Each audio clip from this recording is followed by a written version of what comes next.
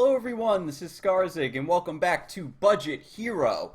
Today we are going to, I just spent my gold on some extra packs. We're going to open the packs, disenchant what we don't like, and then we're going to craft some upgrades for a Lyonar deck, and then use that deck to complete some quests that we have for today, our daily quests. You want to try to complete those, as consistently as you can, because Duelyst is a very generous game, and you don't need to win the games. You just need to play them. And I know it's frustrating. Ooh, Circle of Life. That's really good. I know that it's frustrating sometimes for especially newer players if you're forced to play a faction you don't like, or you're forced to play a deck that you know is not optimal. But hopefully this series will help you make a passable deck for every faction, so that, fearing those daily quests won't be such an issue, and you can enjoy yourself a little bit more as you're getting, increasing the gold, increasing the size of your collection. Those decks are only going to get stronger. Your daily quests are only going to easier. Holy crap! I'm recording, right? Oh man, double legendary. Look, and an epic prismatic legendary. This is what I'm talking about right here. Now, I just got insanely lucky. Prismatic legendaries. Somebody has to check the numbers. They posted on Reddit. It's something crazy small, right? But you want to focus on getting the core set orbs. I think I mentioned in the last episode that Shim'Zar only has, certain cards here and there that you want. So it's important to get the base set orbs, because overall those cards are going to be a lot more useful for you. And the legendaries pop up a bit more in this base set, so that's going to help your collection overall. So that's really huge for us. That legendary that we got was Abyssian, and that was, what was it, Soul Grimoire? See, this is actually a really important card, I think, for Abyssian's battle plan, because Soul Grimoire fits really, really well into, your finishing potential when you're playing Abyssian. So I might not disenchant this right away. I might be greedy and hold on to it, but we'll always have that as a backup if we're going to be disenchanting anything. But let's take a look and see. We got a Sunbloom. That's really good. First of all, Circle of Life is really good, but we might be able to get some spirit out of that. What else do we got? Peruvian. Pardon me. Rasha's Curse is a decent one we can keep. Portal Guardian we can disenchant. Forgot to go to the crafting menu. Portal Guardian we can get rid of. I mean, it's a decent card, but it's really out of the meta right now because they nerfed it a long time ago. It used to be a 0-9, I think. So we're going to disenchant him, get some spirit.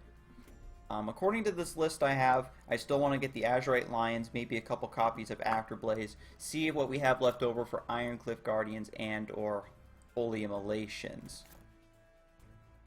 Dominate Will we might be able to disenchant as well.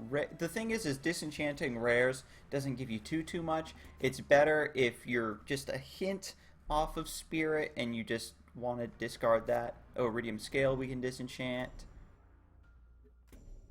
And a lot of people will tell you, don't disenchant anything right away, because you never know what's going to get buffed, what's going to get nerfed. You never know what you might need, and this is true. When I first started playing Duelyst, I actually did the thing where I disenchanted anything that wasn't for Vanar, and I focused specifically on that faction. So once I wanted to branch back out into other factions, which eventually you'll want to do, it just was a huge pain in the ass. So this I'm just doing for the sake of getting some early spirit and upgrading all of these decks as quickly as possible. I'll probably put an annotation so you can skip all this as well and get right to the gameplay after we're done upgrading the deck. But this Metamorphosis we can disenchant. Fractal Replication we can probably get rid of too. Unstable Leviathan we can definitely get rid of, even though it's not worth that much. I missed a couple cards.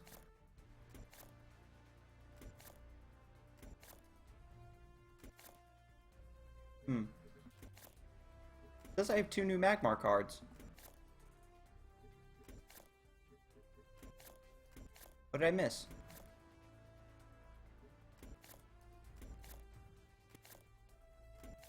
Weird.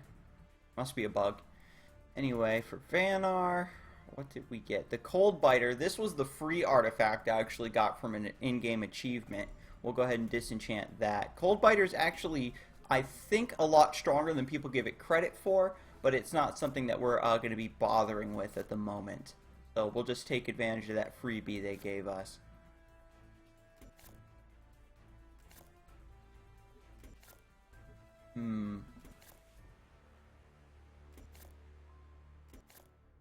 What I should do is just up here type new.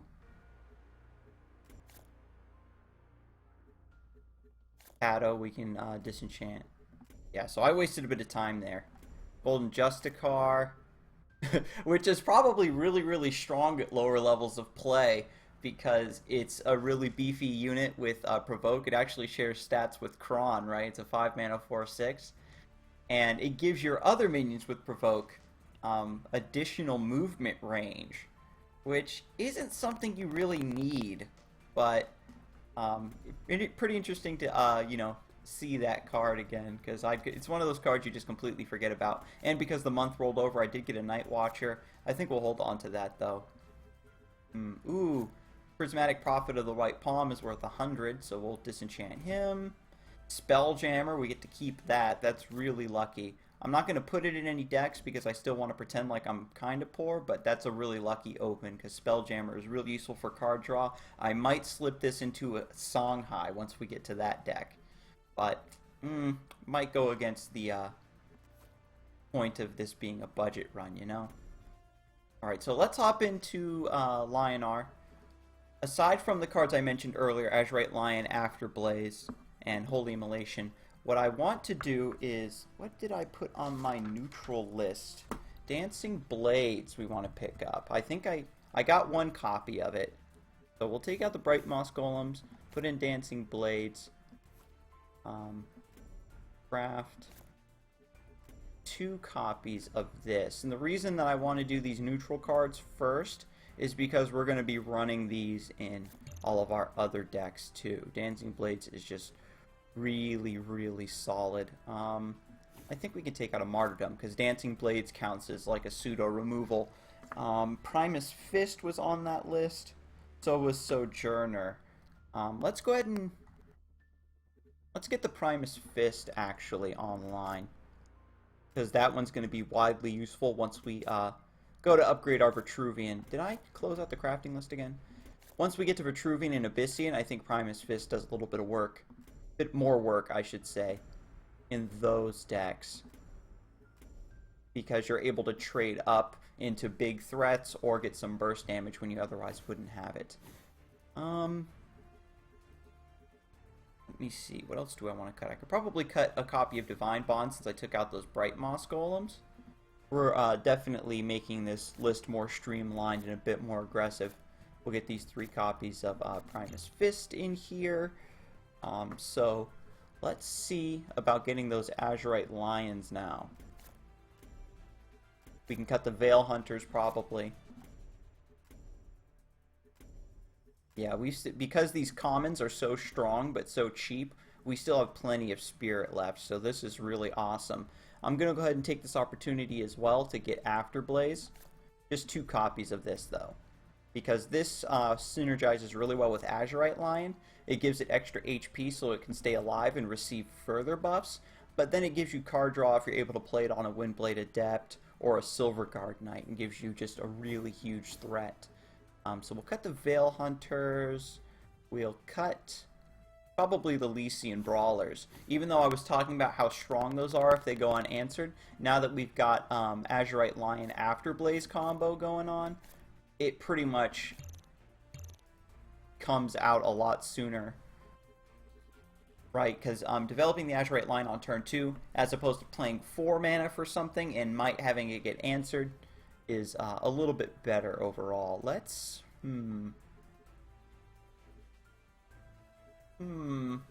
maybe cut a Tempest, put in another Afterblaze. This deck is actually looking really scary right now.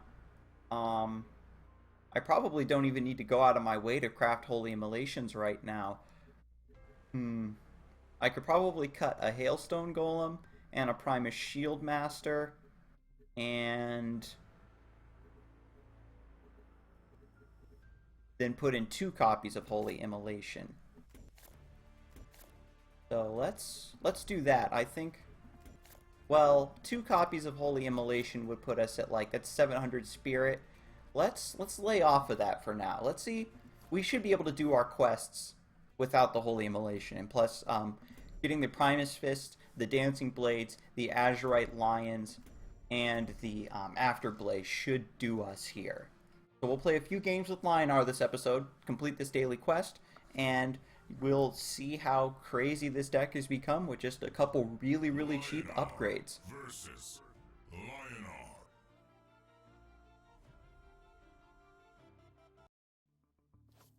Okay, so what? Did I not save my deck?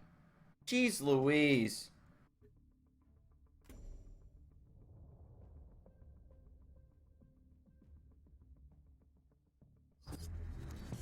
Unreal. So shout out to you, Forstall. Go ahead and get that extra. So when you insta-concede like that, it doesn't count for your daily quests. Friendly games and games with inefficient gameplay do not earn experience or rewards. So, and you don't lose ranks at bronze. So, pardon me, folks. I can't believe I just did that. Holy hell. Did I really? I guess I forgot to click save. Can you believe that? We cut a Divine Bond, we cut the Vale Hunters, we cut a Tempest, the Rock Pulverizers. Put those in. We did get Sunbloom, which was a card I had mentioned on the side, too. Let me see, we put those. And what else did we put in? Oh yeah, Dancing Blades. And what else did we put in here? Primus Fist. Barely remember my own decks. Oops, Primus. Primus, come on.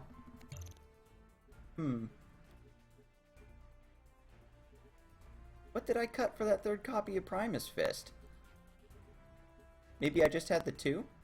Oh, I cut a Martyrdom, that's what it was. There we go. There, saved. And, yeah, it's saved. Goodness. I don't know how I managed that one. Bit of a false start there. Now we're getting into it.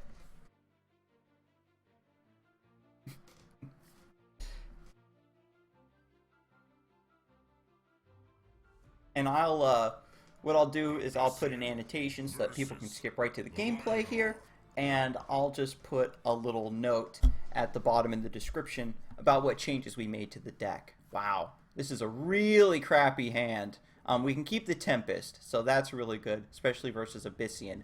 But we're going to get rid of a Martyrdom, and probably the other Martyrdom. Okay, now this hand's looking a lot better. We can go Windblade Adept, Azurite Lion.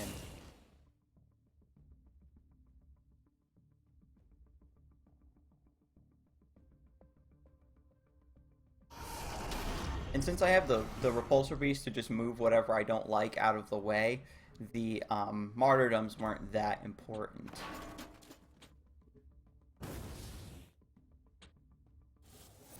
Nice. And we have the Afterblaze to cast on this next turn. We might even be able to delay it if we wanted to get really greedy and go Afterblaze Roar, and that makes this thing into a 6/7. And then it just punches him for 12 damage. This play, what I wanted to do is he'll move forward the Gloom Chaser, and then maybe with his General take out the Windblade Adept. This Wraithling can get the mana. He might even Demonic Lore. Wow, Ritual Banishing. Wow. That's a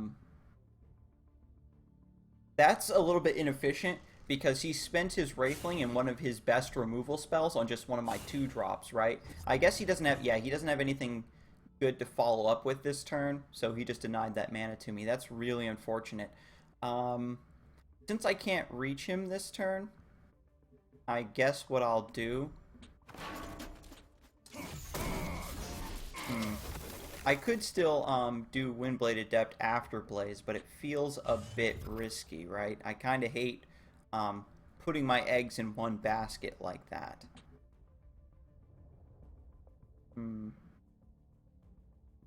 But I mean, if he didn't have anything to develop, and he just used a ritual banishing, I think I can go ahead and greed for it, right? We'll just move up and over to take that, cast Afterblaze, and then get Windblade Adept going.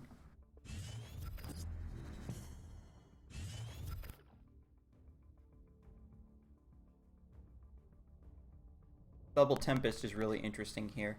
This is one of the cards, again, that kind of substitutes for Holy Immolation, since we didn't want to spend too much spirit on that just yet.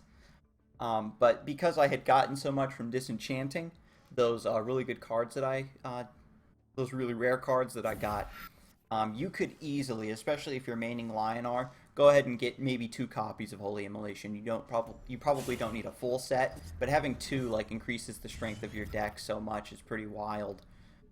So what we're gonna do here is I think we'll make this trade.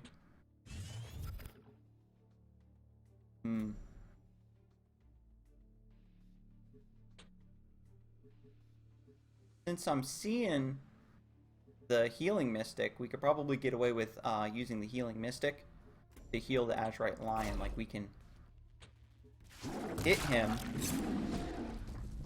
move forward, play the Silverguard Knight here. That way the Windblade Adept can move forward and get into attack range. And then we'll use the Healing Mystic to heal the Azurite Lion. And this is pretty ridiculous. The Azurite Lion gets to close in. We have a crazy board. Really low on card draw, though. This is one of the things I was talking about a little bit in the last episode, where early decks, because a lot of the card draw, generating cards, we were lucky enough to open a Spelljammer, but all the other cards that normally synergize with the deck to give it card draw, you have to work for and you have to craft. So you probably aren't going to have access to those. And so, in this scenario, we just opt for getting a really dominant board instead of drawing cards. Alright, so Roar is up, so we can give the Azurite Lion +2, so that'll hit it for 12, 13, 14, 15, 16, 17, 18, 19, 20, 21 damage. Holy moly. And this is the power of this deck. This is almost a fully fleshed out Tempo Argyon deck, I'm pretty sure. Another addition that we'd probably put in this deck is that card Slow, where it gives you a 0 mana target for Holy Immolation, and it just lets you whip out a free provoke whenever you need one. That's the battle pet from the Shim'Zar expansion. And that would, once you get your Holy Immolations, that's probably another good one to stack on top of that. Because this deck is so fast, you don't necessarily need to rely on Ironcliff Guardian. You're just going to go full ham on your opponent. And we saw there, that was a bit of a blowout because our opponent kind of acted inefficiently there with the Ritual Banishing, but didn't have anything to follow up with on turn 2. And that was really unfortunate, especially against a deck like this one that we're playing. If you don't have, you know, a good turn, if he basically skipped a turn, and we were just able to just take over the board and finish him off before us getting low on cards even really became an issue. We'll send back the Ephemeral Shroud. Keeping the Divine Bond is a bit greedy because the Hailstone Prison is going to come out pretty late. So I think we'll get rid of that for now. Yikes.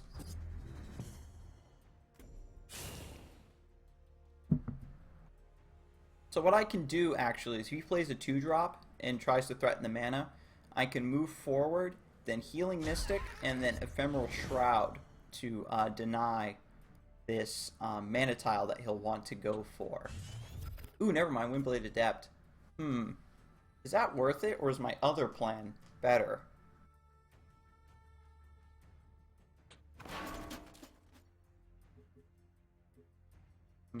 I think my other plan's slightly better.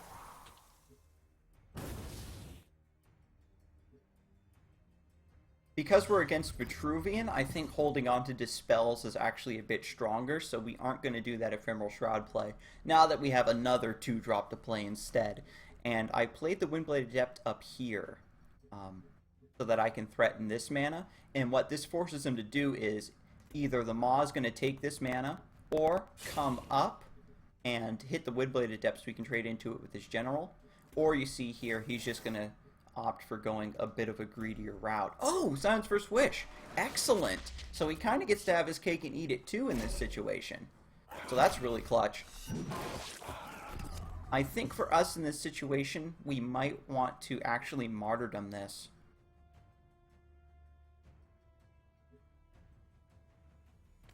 And then just deny the mana a bit further.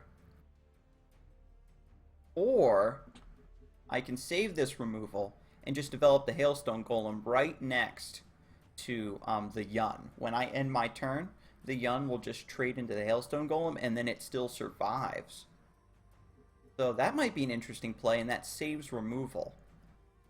Lets me develop a body that he needs to deal with. It's just that playing Martyrdom here when he's still at full health would be a really strong play, because it lets me hard remove that, and then it gets rid of the downside, right? The only problem is that I can't really develop anything beside it this turn, so that's like super unfortunate. If I'm going to actually replace the Primus Shieldmaster and hope for a 2-drop, because then I can ramp to 5. Repulsor Beast. Nah. I think we'll go with my original plan. Because developing this extra body here kind of falls into our battle plan a bit more. Right, of getting control of the board. Vitruvian doesn't does have Bone Swarm. There is a card called Bone Swarm. It deals 2 damage to your general and then 2 damage to all surrounding minions. So if he had that card, it would be a huge blowout. Whoa, okay, so our gambit sort of worked out where he was forced to deal with that Hailstone Prison. And now we have this Wind Strike here. Repulsor Beast isn't going to work on it because it has flying. I could Martyrdom it. Ooh, actually, the Dancing Blades is really strong for us here. Because it deals 3 damage when it comes into play, kills the Wind Strike. He does draw a card, which is a bit unfortunate. I'm going to leave this Healing Mystic alive to keep him away from this mana for another turn. And if this lives, if he decides he doesn't want to take 2 damage, then I can heal it with my Healing Mystic, and it'll be peachy keen.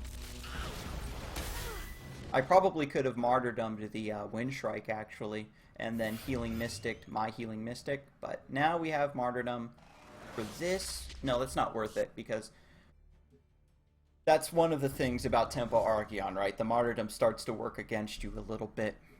Oh, shit. Since he buffed it, it puts it out of range of the Dancing Blades, and oh, I can just dispel it and then kill it. Okay, that seems fair. We'll, or, let me see, I can roar this guy.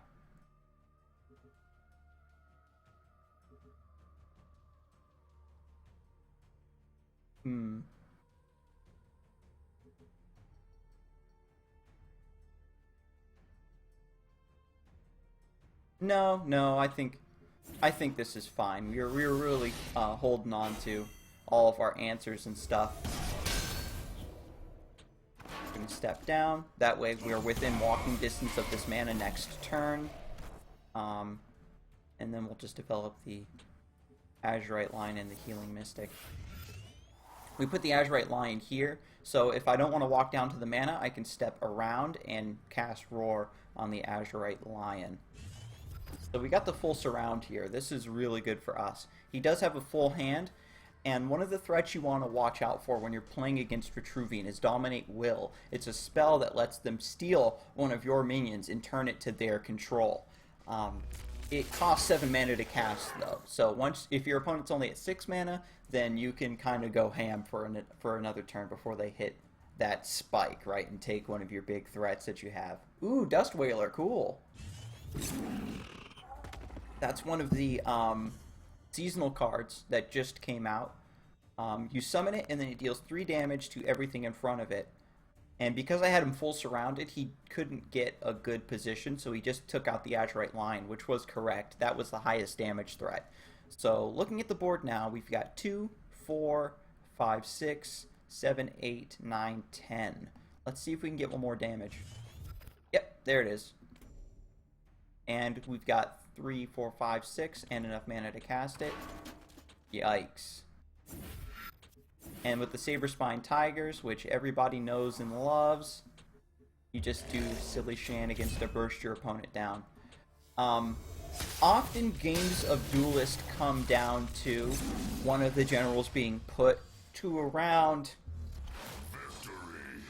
anywhere between 10 and 15 health, and then getting bursted down in one turn from there. And that number varies depending on the board state and what faction you're going up against. But we saw, since I replaced into that Saberspine Tiger, we had damage to spare. Ooh, Gauntlet ticket. Congratulations on your first 20 ranked games. You've received a special free invitation to enter the Gauntlet. Now, I've actually never played Gauntlet. It wasn't really something that interested me, right? Because I was so focused on building my own decks and learning the game. But I've really changed my my opinion of Gauntlet. Did we? No, we still got one more Lyonar game to play, right?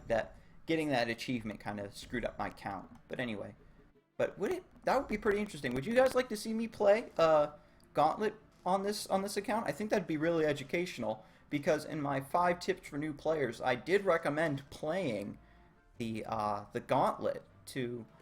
It allows you to have access to a wider pool of cards than what you have, and then it just kind of throws you in and lets you really experience all of a different style, right, and a wider variety of cards as they're being played in front of you. And it really rewards proper positioning and taking control of the board, which is kind of what I'm trying to show here. So that might be pretty cool. But let's see. This is just a really solid hand overall.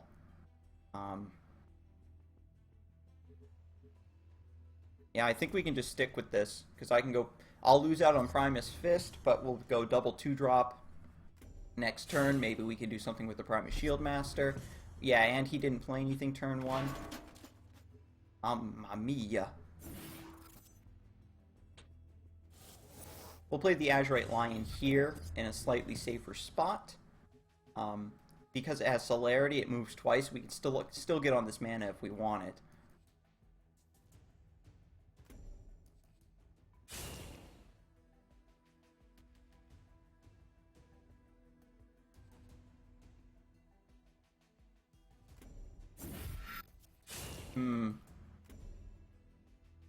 Yeah, see, he took that mana to get, you know what I mean? Like, he got the 1 mana, but he should have cast maybe Scion's First Wish on that Saberspine Tiger, so that way it would have become a 4/3 and survived, hitting the Primus Fist, and that would have been a really strong tempo play.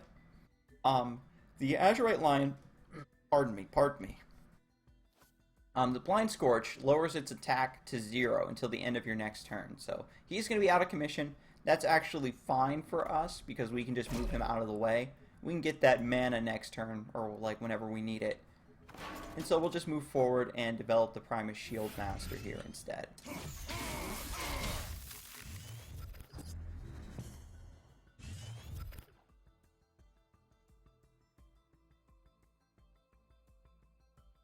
What I should have done probably is move the Azurite Lion here. That way it would be in attack range. That's definitely a mistake on my part. And Entropic Decay takes my opponent's whole turn, so I play a 4-mana card, he deals with it with a 4-mana card, so it's basically like we both just moved and passed our turns, right, and then discarded a card. It's just a wash from there. So we'll replace the Repulsor Beast. Windblade Adept, that's really cool. And I guess we can actually just preserve this mana. We don't really need it. I could also do something nuts with the Saberspine Tiger plus Afterblaze and get some damage in this turn. because then I can just cast Roar on the Azurite Lion, and then I have two really dangerous cats coming after him here. Yeah, so let's get a bit experimental.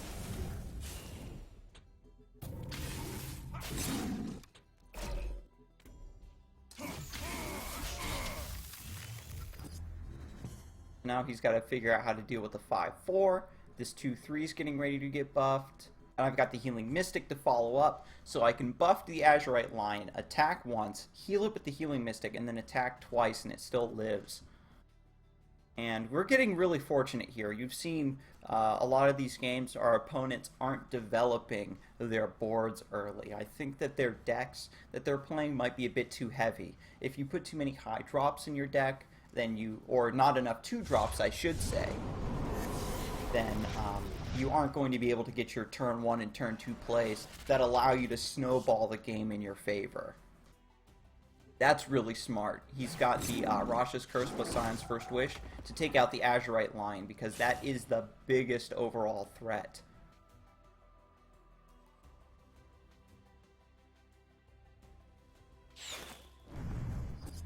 The Rasha's Curse Dervish is temporary, though, so it does disappear at the end of the turn. I could... Well, actually, no, I can just move down and kill this Pyromancer. I thought I would have to do something fancy, but I was mistaken. Yeah, so we're just going to let our oops! I should have cast Roar there. I actually missed 2 damage, so my mistake, my mistake.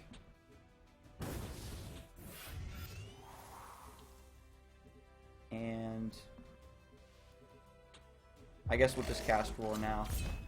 Because the way your Bloodborne spell fills up every other turn, I'll just have access to it next turn. So that's why we're just going to cast it now, because we're gonna have it again next turn, and we've got lethal on board. Really unfortunate for our opponent here, playing Vitruvian. Hopefully once I get to them, if I get a Vitruvian quest here pretty soon, I would like to show off some of their really, because they're honestly, I think Vitruvian, when you do their really cheap upgrades and you get Falcius and packs, then your power just skyrockets. Falcius is such a good card. I think I was actually gushing about it a little bit last episode. But yeah, that's Lyonar. You can craft a very deadly, aggressive tempo Argyon deck with, you know, just by, I opened the packs that I got just from gold from doing the solo quests and maybe a couple dailies in between when I wasn't recording, and that got us what we needed. I only had to disenchant a couple legendaries and a few rares. And again, if you're focusing on just the one faction, you can get away with getting this stuff for cheap. I only crafted common cards, the Azurite Lions, Afterblaze, Primus Fist, and Dancing Blades, and put it in this deck, and it just kills things. It's fantastic. So that is it for Lyonar. Our daily quests actually rolled over. We got another daily challenge. I already did it for today. I'm not going to spoil it for you folks. Figure it out. It's really good for you. They're very educational. But what's next on the docket? We do have Songhai. Songhai? But let me know if you want me to do Songhai or you want me to roll a different quest and see what other faction that we can play. So let me know in the comments what faction you'd like to see next between Songhai and roll it for a mystery faction. And let me know what you feel about me doing a Gauntlet run for this account for Budget Hero. And I will see you next time. You have a good one.